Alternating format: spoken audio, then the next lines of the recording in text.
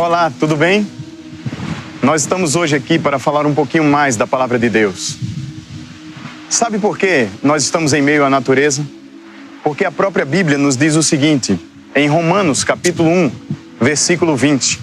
Porque os atributos invisíveis de Deus, assim como o seu eterno poder, como também a sua própria divindade, claramente se reconhecem desde o princípio do mundo, sendo percebidos por meio das coisas que foram criadas. Tais homens são, por isso, indesculpáveis.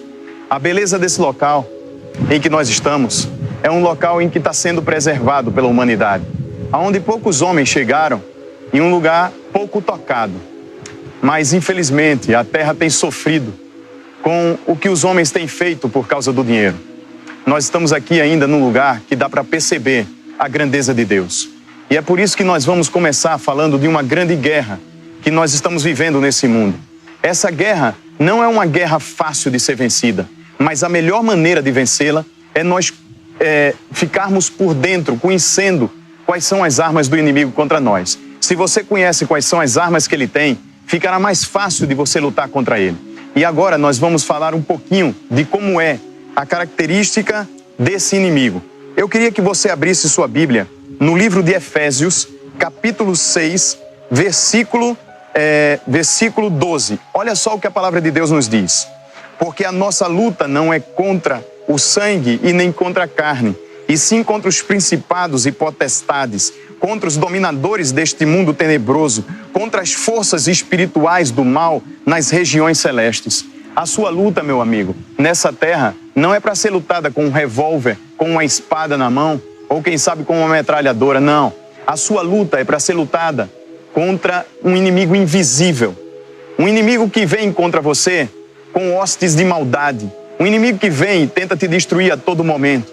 E para isso, você tem que estar preparado para vencê-lo. Você tem que conhecer um pouco mais quais são as características desse inimigo para tentar te destruir. E assim, através disso, desse conhecimento, ficará mais fácil de você vencê-lo.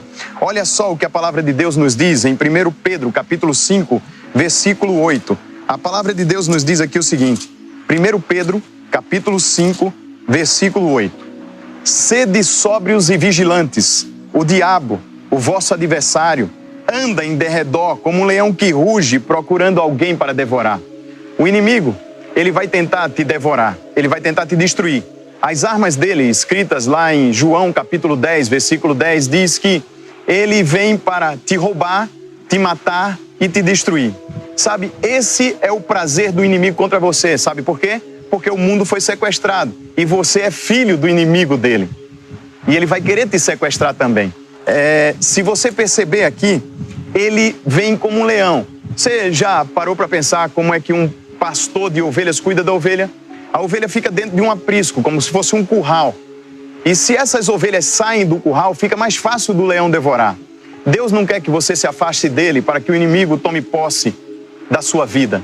Deus quer que você permaneça ao lado dele, para que você possa vencer o arqui-inimigo nosso que é Satanás. Eu queria falar para você agora qual é a primeira arma do inimigo, do dragão contra você. A palavra de Deus nos diz em 2 Coríntios, capítulo 11, versículo 3 aqui o seguinte: mas receio que, assim como a serpente enganou a Eva com a sua astúcia, assim também seja corrompida a vossa mente e se aparte da simplicidade e da pureza devida a Cristo. Assim como a serpente enganou a Eva, a serpente continua enganando ainda hoje a todos nós. Às vezes você pensa, o que é que eu tenho a ver com a culpa de Eva? O que é que eu tenho a ver com a culpa de Adão? Você tem a ver, porque você continua caindo nesse mesmo pecado. Mesmo nós sabendo tudo o que Eva passou, nós continuamos caindo. Vou citar aqui um exemplo. A Bíblia nos diz, em Gênesis capítulo 3, verso 4, que a serpente chegou para Eva e disse, eu vou te tornar, Eva, conhecedora do bem e do mal, igual Deus é. Só que Eva esqueceu que no capítulo 1, versículo 27 de Gênesis, o homem e a mulher já haviam sido criados à imagem e semelhança de Deus. Quando a serpente nos oferece alguma coisa, quando o inimigo nos oferece alguma coisa, não é nada mais, nada menos do que aquilo que nós já temos. Por exemplo, você é feliz e não sabe. O inimigo chega para você e diz, ó, tá vendo? Eu vou te dar felicidade. Através de quê? Das drogas, por exemplo. E aí você se torna um drogado e você vê que antes você era feliz e que agora você se tornou infeliz. O inimigo chega para você e diz: eu vou te dar felicidade através da vingança. E você vai lá e se vinga. E você vê que antes você era feliz e que agora se tornou infeliz, porque a vingança pertence a Deus.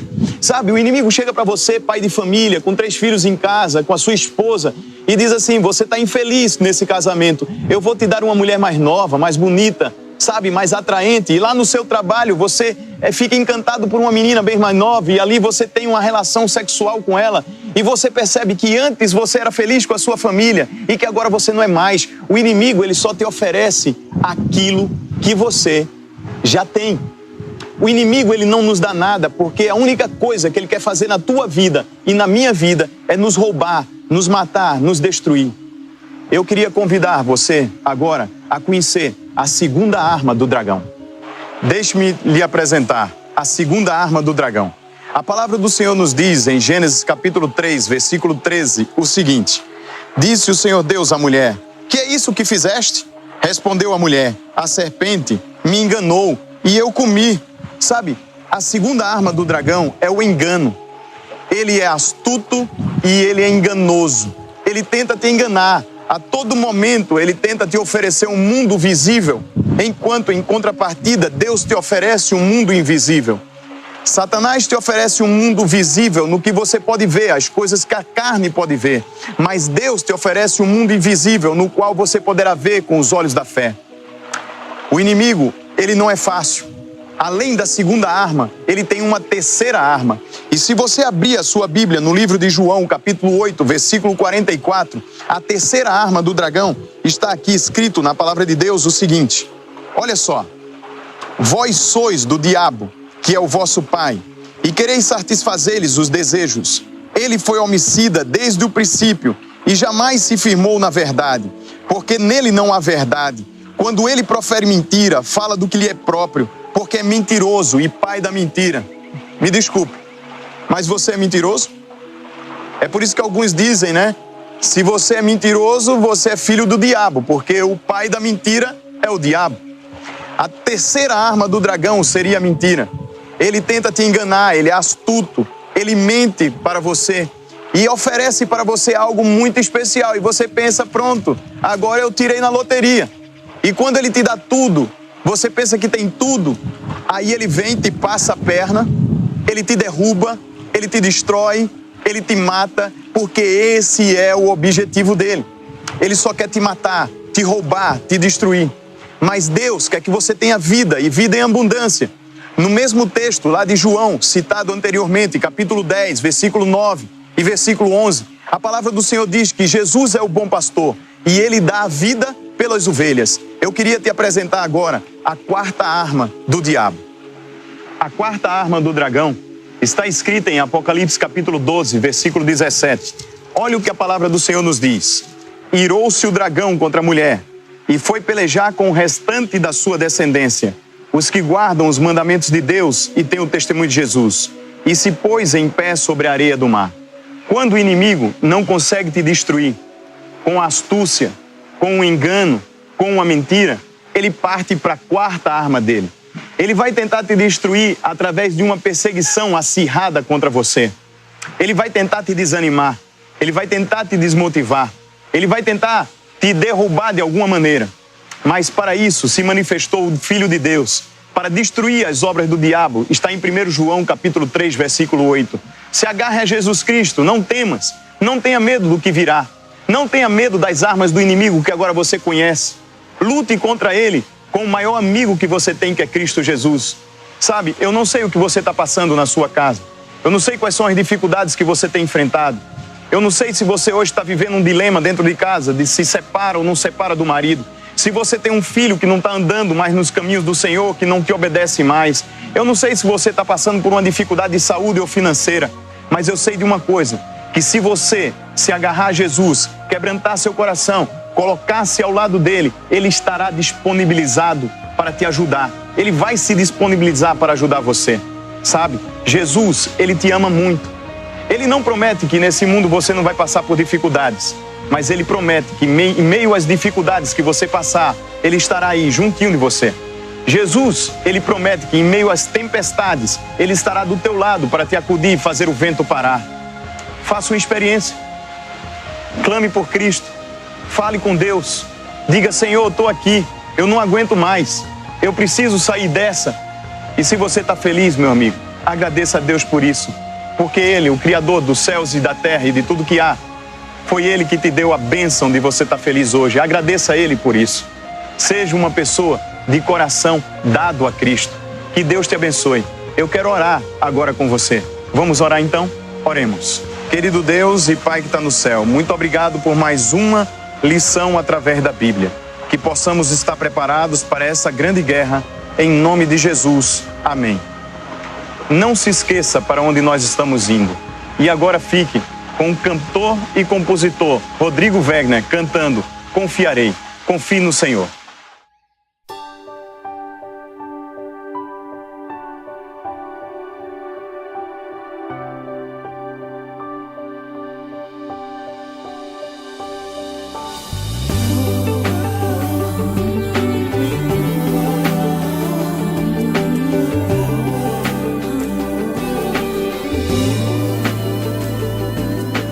Nada vai abalar a minha fé, Senhor.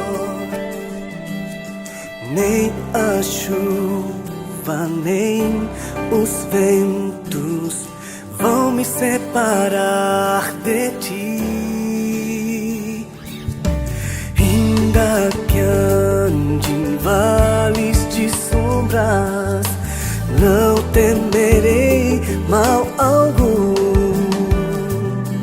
porque tu estás comigo, companheiro e amigo, não me deixarás.